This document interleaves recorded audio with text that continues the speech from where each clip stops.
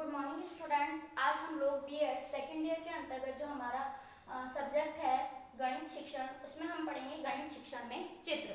देखिए, जैसा कि हम सभी जानते हैं कि जो चित्र होता है, ये रेखा चित्र होते हैं, चार्ट होते हैं, वह हमारे अधिगम संसाधन के अंतर्गत आने वाले कुछ संसाधन या उपकरण होते हैं। तो देखिए, हम सभी जानते हैं कि जो हमारे अधिगम संसाधन होते हैं वह शिक्षण कार्य में बहुत ही आवश्यक होते हैं तथा जो अधिगम संसाधन होते हैं उनके द्वारा गणित को जो है सरल तथा रुचिकर बनाया जा सकता है। अब देखिए, बात करते हैं हम गणित शिक्षण में चित्र की।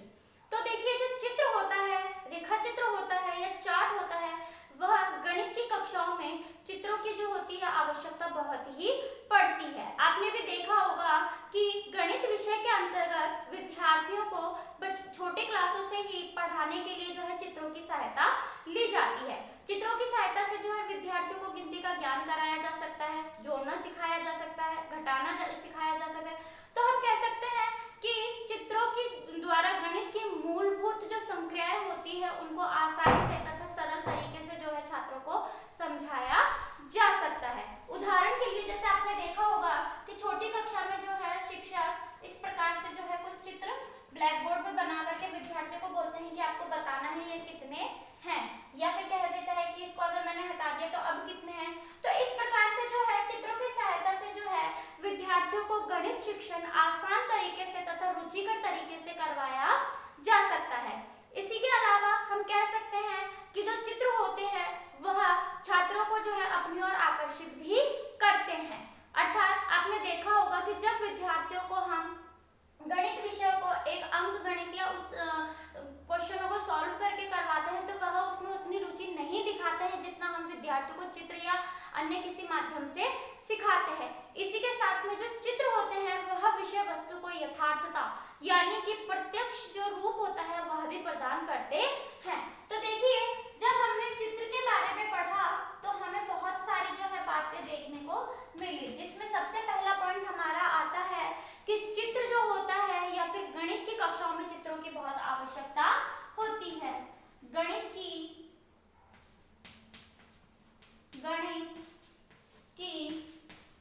कक्षाओं में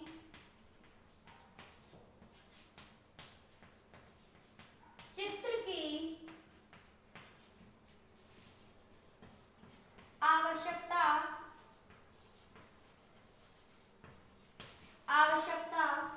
बहुत जरूरी है। या हम कह सकते हैं कि गणित की कक्षाओं में चित्र की आवश्यकता बहुत पड़ती है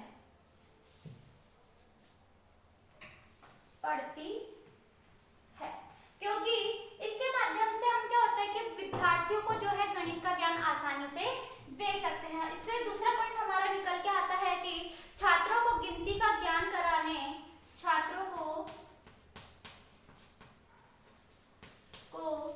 गिनती का ज्ञान कराने या गणित की मूलभूत संक्रिया कौन सी होती है, जैसे हमारा जोड़ना, घटाना, भाग,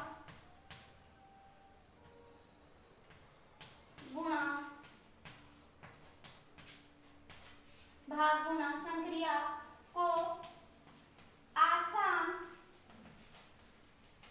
व सरल रूप से सिखाया जा सकता है। इसके अलावा देखिए, जो चित्र होते हैं वह विद्यार्थियों को जो है अपनी ओर आकर्षित करते हैं। अर्थात जब वह विद्यार्थियों को अपनी ओर आकर्षित करेंगे तो विद्यार्थी जो है गणित विषय को पढ़ने में अपनी रुचि प्रदर्शित करते हैं। तो हमारा तीसरा पॉइंट आता है, चित्र छात्रों को अपनी ओर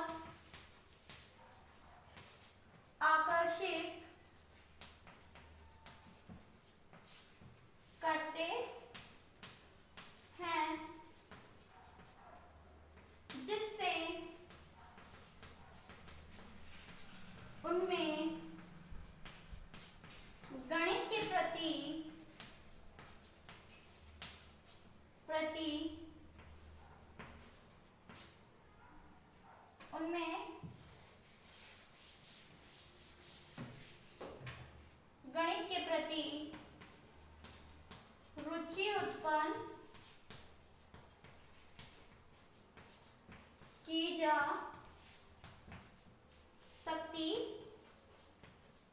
है। फिर हमारा फोर्थ पॉइंट इसी में निकल के आता है कि जब हम चित्र की सहायता से विद्यार्थियों को गणित शिक्षण करवाते हैं तो उन्हें जो है जो भी विषय वस्तु है या चित्र की जो भी विषय वस्तु होती है उसका यथार्थ या फिर उसकी यथार्थता प्रदान होती है। चित्र द्वारा विषय वस्तु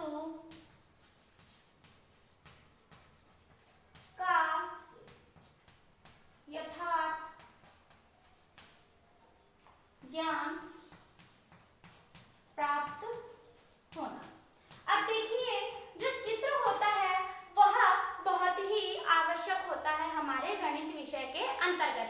आप लोगों ने देखा होगा कि शिक्षक जो होते हैं वह गणित के शिक्षण करवाने के लिए जो हमारी ज्यामिति होती है उसके अंतर्गत जैसे त्रिभुज बताना है, आयत समझाना है, चतुर्भुज बताना है, तो उसके लिए जो है चित्रों का प्रयोग करके विद्यार्थियों को आसानी से समझा सकते हैं। इसके अलावा जैसे कि हम कहें कि विद्यार्थियों को अगर जैसे किसी भी क्षेत्र या फिर हम कह सकते हैं कि गणित में जैसे कुछ प्रश्न होते हैं जो खेतों से या क्षेत्रफल से संबंधित होते हैं, तो जैसे किसी खेत का क्षेत्रफल उन्हें अगर ज्ञात करना है तो वह खेत किस प्रकार का है, किस तरीके से है, यानी जैसे आयताकार है तो आयत बना करके या वर्ग बना करके जो है उसका क्षेत्रफल निकाला जाता है। तो इस तरीके से जो है हम गणित विषय में चित्र बना करके जो है बहुत से सवालों को आसानी से समझ सकते हैं। इसके अलावा देखिए कक्ष में विद्यार्थियों को जो है चित्रों की सहायता से जो है गणित विषय को जो है समझा उसके जो विभिन्न प्रकार के प्रश्न होते हैं उनको समझाने में आसानी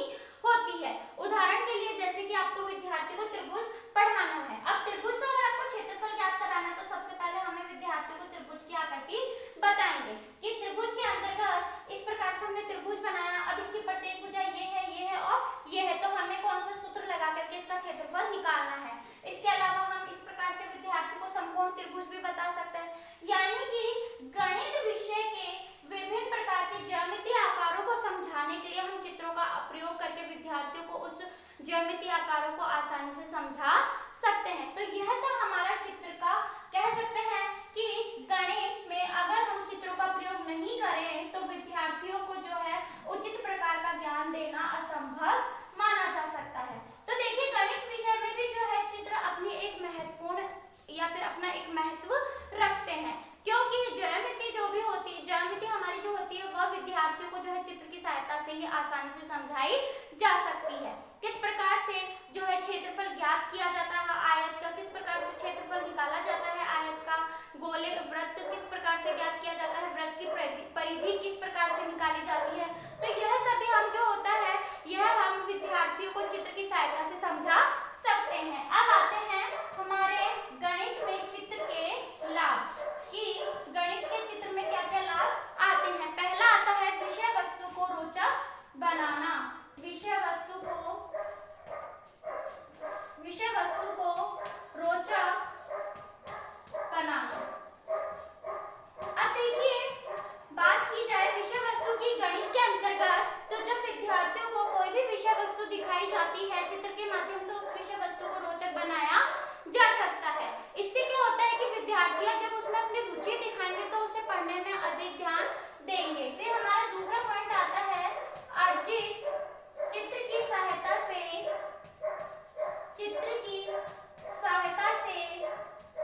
अर्जित ज्ञान, चित्र की सहायता से अर्जित ज्ञान का, जो चित्र की सहायता से हमें ज्ञान मिलता है वह अर्जित ज्ञान अधिक स्थायी। अब देखिए चित्र की सहायता से जो भी ज्ञान हम प्रदान करते हैं या प्राप्त करते हैं विद्यार्थी को दिया जाता है वह अधिक स्थायी होता है, क्योंकि जब विद्यार्थियों को हम कोई भी चित्र बना करके उसे उस चीज को समझाते हैं तो विद्यार्थी उसमें जो है अपनी रुचि प्रदर्शित करते हैं तथा उन्हें उससे जो है ज्ञान प्राप्त जो भी होगा वह दीर्घकालीन समय के लिए रहता है। फिर तीसरा पॉइंट हमारा आता है कल्पना शक्ति का विकास, कल्पना शक्ति का विकास। अब देखिए चित्र की सहायता से जो है विद्यार्थियों में कल्पना शक्ति का विकास किया जा सकता है कि कोई भी आकृति किस प्रकार की होगी तथा किस प्रकार से उसका जो है क्षेत्रफल ज्ञात किया जाएगा, किस तरीके से उसे गणितीय रूप में सुलझाया सभी कल्पना शक्तियों का विकास जो है आसानी से किया जा सकता है। और फिर लास्ट में हमारा फोर्थ पॉइंट जो हमारा लाभ आता है वह है वास्तविकता का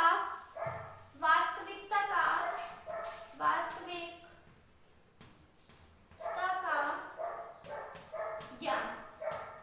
देखिए वास्तविकता का ज्ञान जो है विद्यार्थियों को इसके माध्यम से आसानी से करवाया जा सकता है। तो यह था हमारे गणित शिक्षण में अगर हम चित्र का प्रयोग करते हैं तो कुछ लाभ जो होते हैं हमें गणित शिक्षण में, उसके बारे में हमने पढ़ा।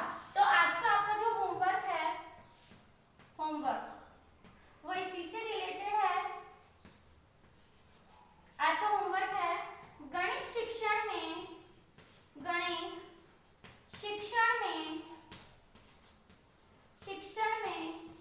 चित्र के महत्व को स्पष्ट कीजिए। तो आपका आज का प्रश्न है कि गणित शिक्षण में चित्र के महत्व को स्पष्ट कीजिए। इसी के साथ मैं कहना चाहूंगी कि कोरोना जैसी महामारी में आप लोग अपने घरों में बने रहें। अगर किसी जरूरी कार्य के लिए आप घर से बाहर निकलते तो मुंह पर मास्क लगाएं, हाथों को सैनिटाइज करें, अपना ध्यान रखें। धन्यवाद।